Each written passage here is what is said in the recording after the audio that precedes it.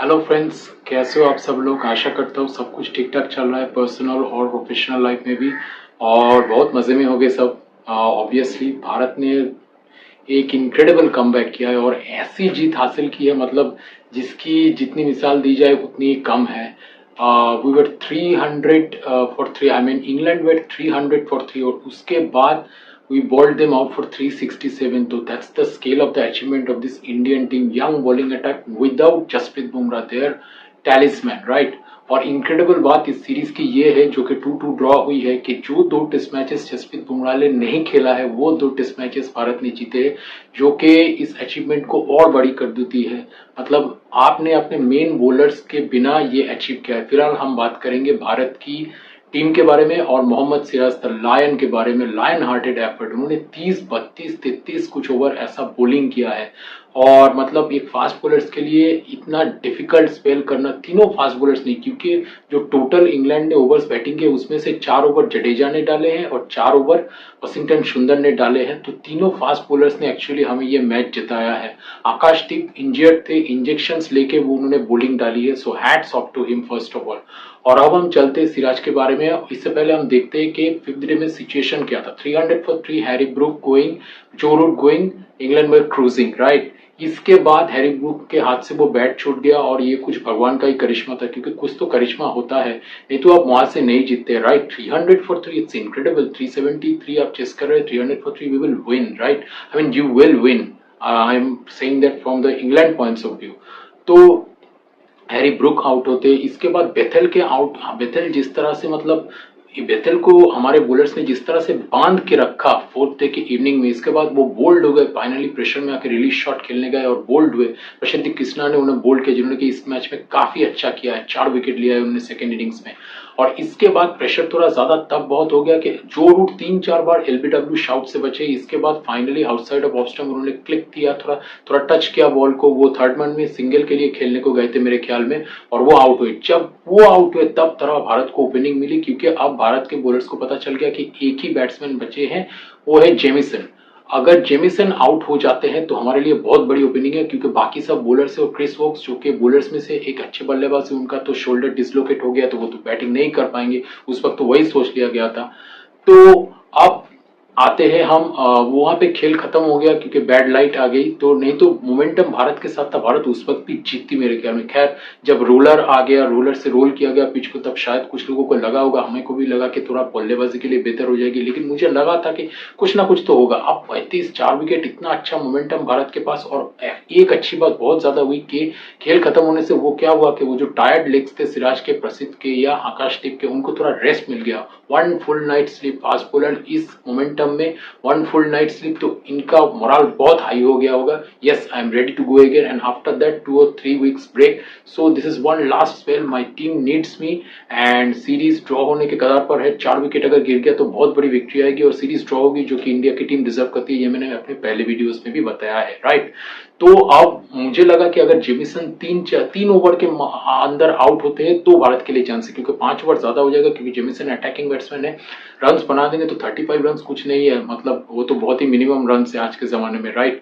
तो यहीं पे भारतीय बॉलर्स की क्रेडिट है कि जेमिसन को वो ऑफ साइड में पुश करते रहे, और सिराज एक ही लाइन पे उनको ऑफ साइड के बाहर, outside of off stump, out swing डालते रहे। और जेमिसन जिस तरह से पुश कर रहे थे, 4-5 बॉल वो आउट होने से पहले बीट हुए, तो मुझे लगा कि एक ना एक तो निक करेगा, एक ना एक तो ये निक करेंगे और स्लिप्स में जाएंगे, और वही हुआ। और क्यों अंपायर ने रिव्यू लिया ये तो धर्म सेना ही खुद जानते हैं, मतलब ये तो क्लियर आउट था, ध्रुव जुरेल ने क्लियर कैच पकड़ा। उसके बाद एलबीडब्ल्यू ओवरटर्न हो गए, और जो कि थोड़ा मतलब यहाँ पे धर्म सेना ने अच्छा डिसीजन लिया, और अंपायर कॉल आउट भी था, तो सिराज ने विकेट लिया। और इसके बाद 2-3 एलबीडब्ल्यू अपील सर्वाइव कर गए, मतलब जॉश टोंग और एटकिंसन भी। लेकिन फाइनली प्रसिद्ध ने बहुत बढ़िया काम किया, उन्होंने सोचा कि चलो यार स्टंप्स ही डिसलॉज कर देते, ये तो क्लियर आउट है, मतलब बोल्ड करना सबसे सेफ रहता उस वक्त, और बोल्ड ही किया प्रसिद्ध कृष्णा ने, जो कि बहुत बढ़िया किया। स्टंप्स डिसलॉज मतलब योर बोल्ड, वहां पे तो कोई क्वेश्चन ही नहीं कर सकता, रिव्यू के लिए भी हम क्या जा सकते हैं। और इसके बाद मुझे लगा कि अब जो करना है ऑब्वियसली एटकिंसन को ही करना है, क्योंकि क्रिस वोक्स जो बैटिंग बल्लेबाजी करने आए, सबसे पहले इसमें भी मैं थोड़ा बात करूंगा, बहुत गुड्डा दिखाया यार, मतलब वो डिसलोकेट हो गया शोल्डर, मतलब आप दाएं हाथ के बैट्समैन, मतलब आपका तो बायां हाथ पहले जाएगा ना, तो वो तो हाथ हिल ही नहीं रहा है, तो उनको ऐसे खेलना पड़ता, वो तो इम्पॉसिबल होता। अगर वो स्ट्राइक पे आते तो वो आउट होते मेरे ख्याल में।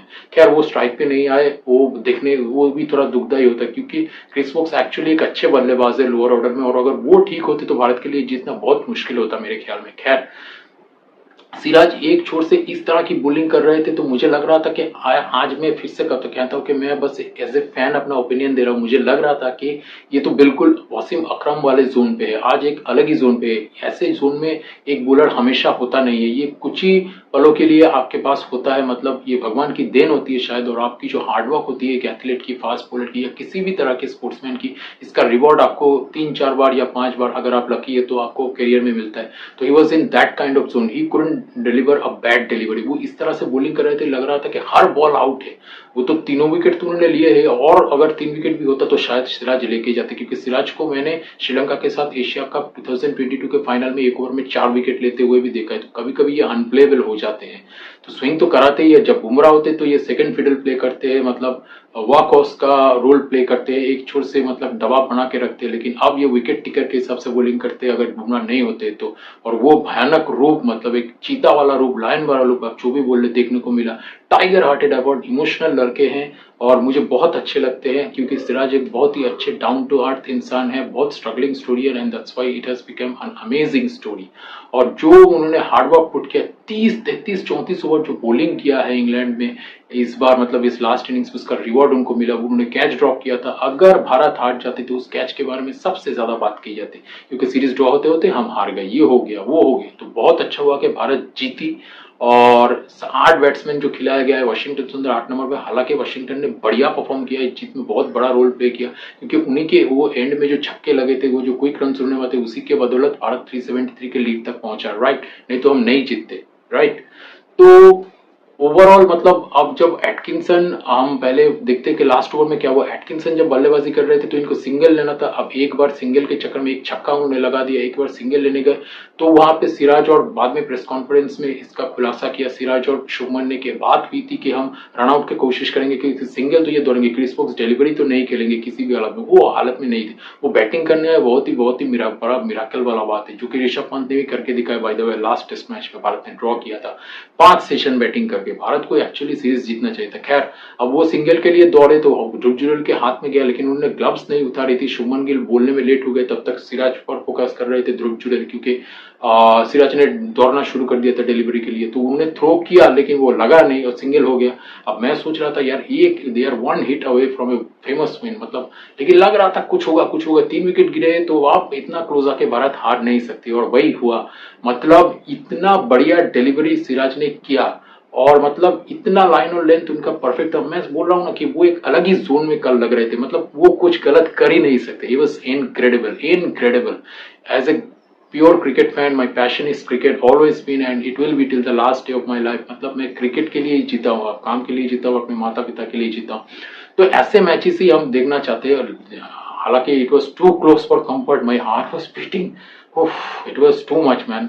और 300 पर 3 से इस तरह का comeback, it was the greatest ever comeback, one of the greatest for sure. और इस सीरीज की तुलना में एशेज 2005 के साथ में कर सकता हूँ, नहीं करना चाहिए, quality of players different era, लेकिन किया जा सकता है अगर कोई करना चाहे तो अब एटकिंसन को खुद ही रन्स बनाने थे, और उन्होंने आउटसाइड ऑफ ऑफ स्टंप रखा थोड़ा, जो कि मतलब अगर आप लेग साइड में हट जाए, जो कि एटकिंसन कोशिश कर रहे थे, अगर आप लेग साइड में 5th 6th स्टंप पे चले जाए तो वहां से फिर कनेक्ट करना उतना पावरफुली आप हिट नहीं मार पाते। और अगर मारेंगे भी ऑफ साइड में जाएगा तो फील्डर से डीप में और लॉन्ग ऑफ में भी तो बाउंड्री नहीं होती, और वो चाहते थे कि एटकिंसन बाउंड्री के लिए जाए, तभी विकेट मिलने का ज्यादा चांसेस है, जो कि शुभमन गिल ने प्रेस कॉन्फ्रेंस में बताया भी। तो प्लानिंग अच्छा, और उन्होंने बिल्कुल ऐसे परफेक्ट डिलीवरी की कि यू मिस आई हिट, मतलब on the bottom off stump, मतलब अगर आप मिस हुआ तो श्योर बोल्ड है, on the bottom of off stump, exactly on off stump bottom, और कहीं भी और नहीं। मतलब उनकी लाइन और लेंथ, उनकी एग्रेशन, उनका passion, he was at his peak. और उन्होंने सुबह मतलब मोबाइल में अपना वॉलपेपर बनाया कि I believe I can do it, which is amazing amazing amazing. मतलब शब्द नहीं है कितनी तारीफ करूं उनकी, वो मुझे हमेशा से बहुत अच्छे लगते हैं और एक अंडररेटेड बॉलर है। कभी कभी मतलब रन्स निकल आते हैं उनकी बॉलिंग में, लेकिन ये तो हर बॉलर के साथ होता है। बुमराह को भी हमने पिटते हुए देखा एक या दो बार ही शायद, तो किसी की तुलना नहीं होनी चाहिए, but Siraj in is on right has become a great bowler and yesterday he became a legend. मतलब people will talk about this test match for ages to come. It was one of the greatest test matches ever. और वो bold हुए और उनका emotion, उनका celebration देखने लायक था। Cristiano Ronaldo वाली सेलिब्रेशन है उनकी। और Mohammed Siraj the lion, salute. उनको मैन ऑफ द मैच मिला उनको, उन्होंने 9 विकेट्स लिए हैं। बहुत सारों ने बहुत अच्छा किया। इस सीरीज पर मैं और एक शो करूंगा और उसमें हम थोड़ा स्टैटिस्टिक्स का देखेंगे और देखेंगे कि किस तरह की क्रिकेट भारत ने खेली है। फिलहाल सब बहुत एंजॉय कीजिए इस विक्ट्री को। It was an incredible victory and 2-2 is a fair result, क्योंकि अगर भारत हारती थी ने, it would have been very very sad. It would have been like Indian team would have felt dead. और इतना क्लोज आने के बाद, incredible victory, incredible. Please celebrate कीजिए कम से कम एक वीक। अभी थोड़ा गैप भी और मैच भी नहीं है, तो सेलिब्रेट कीजिए। I will make more videos on this series because this will go down in my book as one of the greatest. आज का वीडियो यही तक। प्लीज लाइक एंड सब्सक्राइब और ऐसी और वीडियोस के लिए मेरे चैनल को देखते रहिए और इंडियन क्रिकेट को जरूर जरूर जरूर फॉलो कीजिए। और मैं एबी डिविलियर्स पर भी एक वीडियो बनाऊंगा, क्योंकि उन्होंने अपनी वर्ल्ड कप जीती है जिंदगी में पहली बार यार। वर्ल्ड चैंपियंस लीग, मतलब रिटायर होने के बाद ही सही, लेकिन लेजेंड्स लीग तो कम से कम वर्ल्ड कप जीता वो उन्होंने। तो उस पर भी मैं जरूर वीडियो बनाऊंगा, क्योंकि he is one of my favourite and इस चैनल के लिए भी मेरे इंस्पिरेशन वही है। तो live life king size and celebrate. That's it. Bye.